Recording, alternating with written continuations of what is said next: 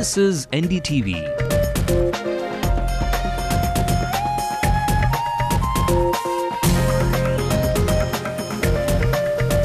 And you're watching NDTV Hindu.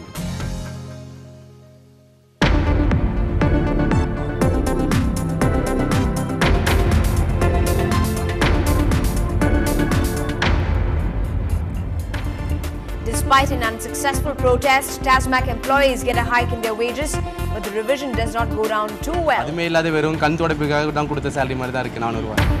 Jayalalitha and Ramadas carry the farmers' burden an extra mile. They take up the Sri Perambuttur Greenfield Airport issue. The conflict over the school fee row gets stuck at a dead end today. The stalemate between private schools and the government continues. What to do now? What to do? The High Court orders the state police to give a victim of child abuse his space. Involvement of ashram members to be questioned. dress alasi கொடுக்கணும் அந்த மாதிரிலாம் பண்ணுவாங்க கண்ட இடத்துல கை வச்சு தப்பு தப்பாலாம் பேசுவாங்க என்கிட்ட.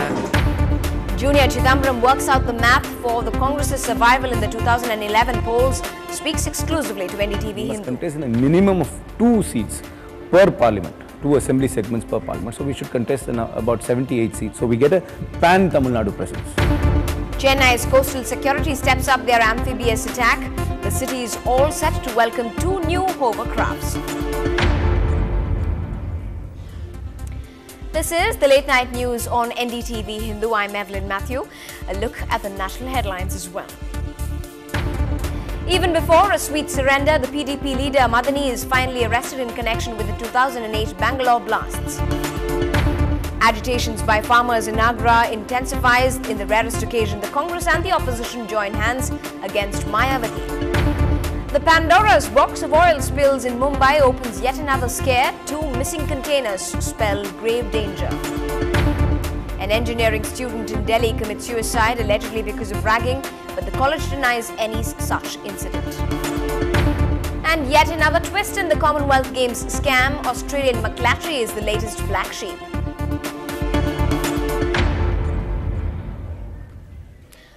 Ask for a yard and the DMK government will give an inch, it seems.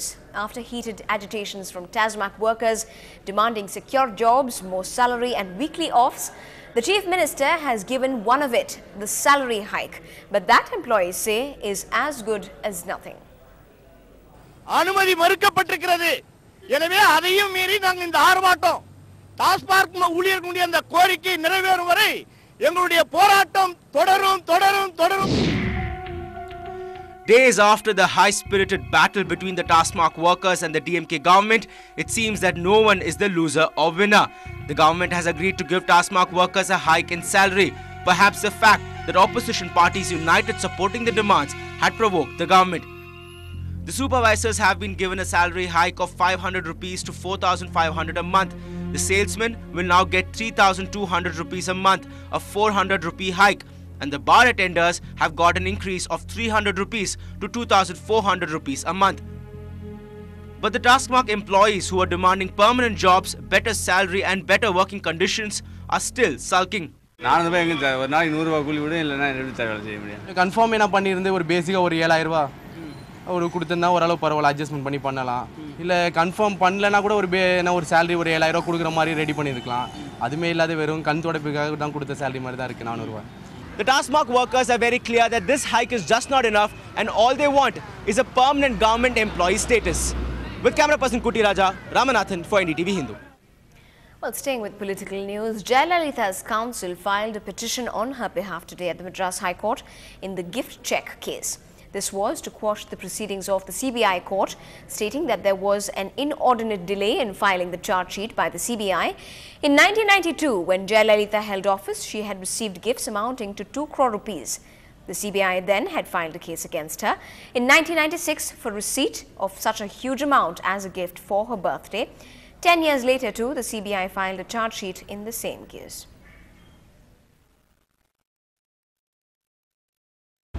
The delay in conducting the investigation is in violation of Article 21 of the Constitution. The concept of speedy trial includes speedy investigation also. In this case, without any reason, the CBI delayed the investigation and prolonged the investigation for nearly 10 years. Hence, the entire proceedings are vitiated. Hence, on that ground, I will file an application seeking to quash the proceedings under Section 482 of the CRPC. Meanwhile, wooing her voters after Trichy, opposition leader Jayalalitha is once again backing the farmers' community. She has now expressed solidarity with the farmers at Sri Perambuttur by announcing that her party will be staging an agitation against the government's move to acquire the 6,921 acres for the Greenfield Airport there. In a statement, she has said that this process will threaten the livelihood of thousands of farmers and affect the education of several school children there. Jayalalitha also condemned the lathi charge against the protesting farmers a week ago. Meanwhile, the PMK chief, Dr. Ramadoss, has joined in chorus. He is now opposing the land acquisition for the Greenfield Airport. In a statement, he has said that he will lead a protest against the same at Tiruvallur on the 23rd. He has also called out to the DMK regime as well to respect the Grama Sabha's resolutions against acquisitions and evictions. A question that's doing the rounds in political circles is, what's the Congress's possible seat-sharing formula with the DMK for next year's assembly poll? AICC member and the son of the Union Home Minister Karthi P. Chidambaram explains the math of his proposal in an exclusive interview to our executive editor Sanjay Pinto. Are you representing the new aggressive face of the Congress in Tamil Nadu?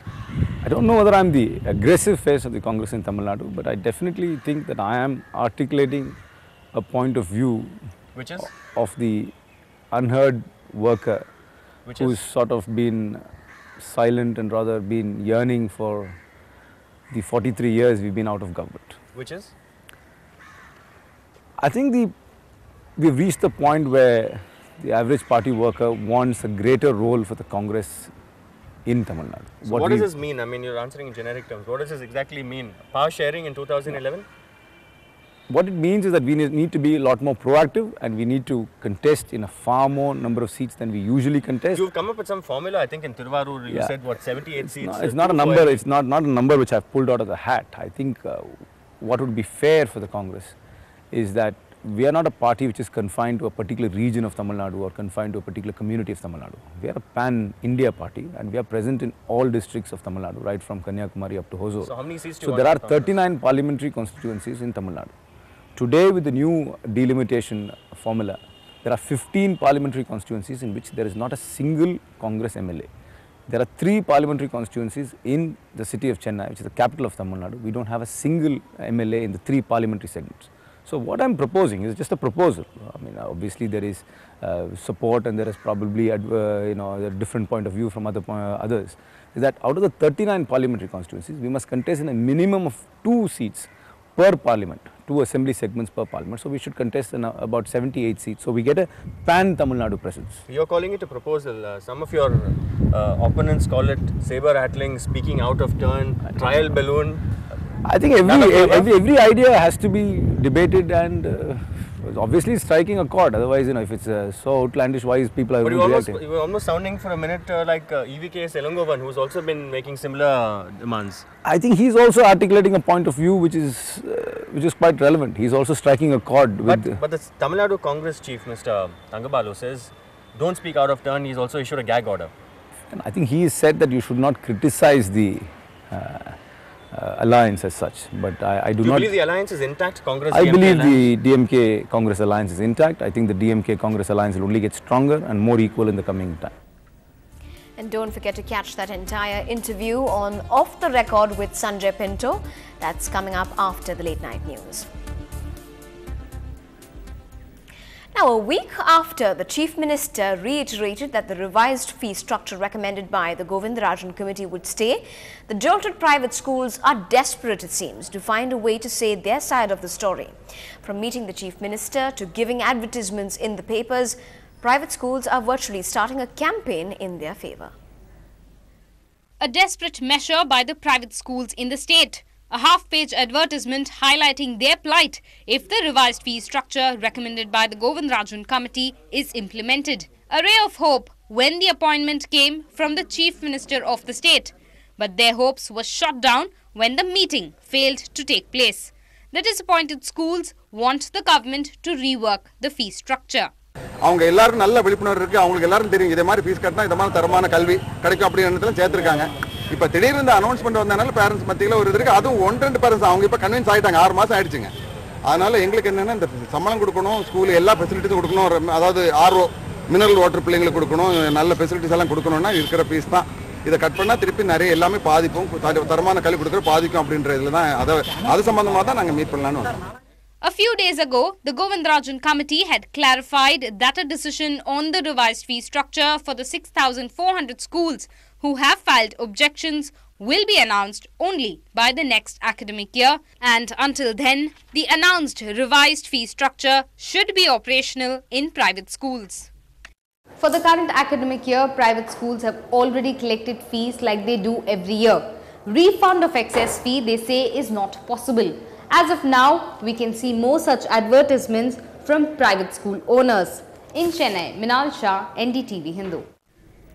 Now, in what looks like another shameful case of child sexual abuse, the Madras High Court has ordered the state police to keep away from a 14-year-old boy who went through severe mental torture at an ashram in the state where he was studying. The boy, Anantha Krishnan, was residing there along with his mother after his father passed away. He has alleged sexual abuse by 2 junior heads of the ashram for over a year now. It was the boy's aunt who filed the petition with the Madras High Court, asking the police to stay away from her nephew. The boy is in her custody now and says that if disturbed, there may be danger to his life. She sought a court direction forbearing the authorities concerned and the ashram from taking any coercive steps for obtaining the custody of the boy. She also sought a judicial inquiry into the affairs of the ashram. Our senior correspondent Peer Muhammad spoke to that 14-year-old victim who narrated his nightmarish experience. அங்கே தருமபுரம் ஆதீனம்னு அங்கே கீழே உள்ளவங்க அங்கே அவங்களோட கீழே நாங்கள் இருந்தோம். எங்கள் தாத்தா அங்கே வேலை செஞ்சுட்டு இருக்கிறதுனால அங்கே நாங்கள் போய் தங்கியிருந்தோம்.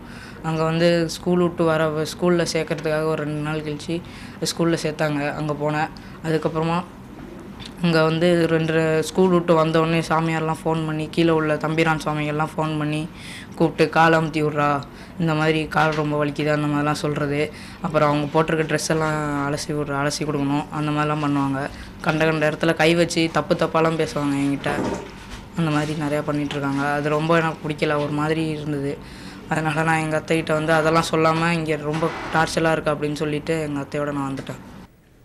Now, Chennai city is all set to roll out their red carpets for 2 new brand hovercrafts by December next year, capable of anti-smuggling and anti-infiltration operations. But one such hovercraft that was purchased at around a cost of 20 crore rupees a decade ago has already landed in the city for patrolling the nearby coastline and coastal regions, considering its vulnerability. As far as vulnerability is concerned, today's scenario, you all know better. These words from the Coast Guard DIG point towards the 26/11 attack, where a detailed probe revealed that terrorists made their way into Mumbai via the Arabian Sea. Patrolling along the Indian coast was then intensified. Tamil Nadu has the second longest coastline in India, extending to 1,076 kilometers. Considering its vulnerability, among the 6 hovercrafts available with the Indian Coast Guard, 2 are positioned in Mandabam, located near Rameshwaram. As part of intensifying security during the Independence Day celebrations, one such hovercraft from Mandabam was brought to patrol coastal areas around Chennai. Coastal commandants say the hovercraft has several advantages over a ship or a boat. நம்ம harbour மாதிரி ஸ்பெஷலாக ஒரு birthing அந்த அரேஞ்ச்மெண்ட்லாம் தேவையில்லை. நீங்கள் பார்த்துருப்பீங்க. So இது எந்த பீச்சில் வேணாலும் இது வந்து நேராக எங்கே ஃப்ரெஷ் சாண்ட் இருக்கோ இது வந்து பீச் பண்ணலாம். அண்ட் தென் உடனே ஏதாவது த்ரெட்னாக இது கடலுக்கு போகலாம். அண்ட் இது நார்மலி இதோட ஸ்பீட் வந்து ஒரு 40 to 50 kilometers per hour, which is very high speed. The hovercraft moves on a cushion of air pressure, armed with a half-inch machine gun. It can be used for attacking enemies too. Landing troops from ship to land The crafts are capable of operating in marshy areas, deserts, and can pass over obstacles up to a height of 1 meter. India has placed an order for 12 such hovercrafts, which will move at a speed of 50 kilometers per hour over water and land. In Chennai, with reporter Salim, Lokpriya for NDTV Hindu. Well, quite a beauty of a mean machine there. Now, this is the late night news. Up ahead, if there's one man, there's only Randy who can shift our focus to the robo. That's coming up in just a moment.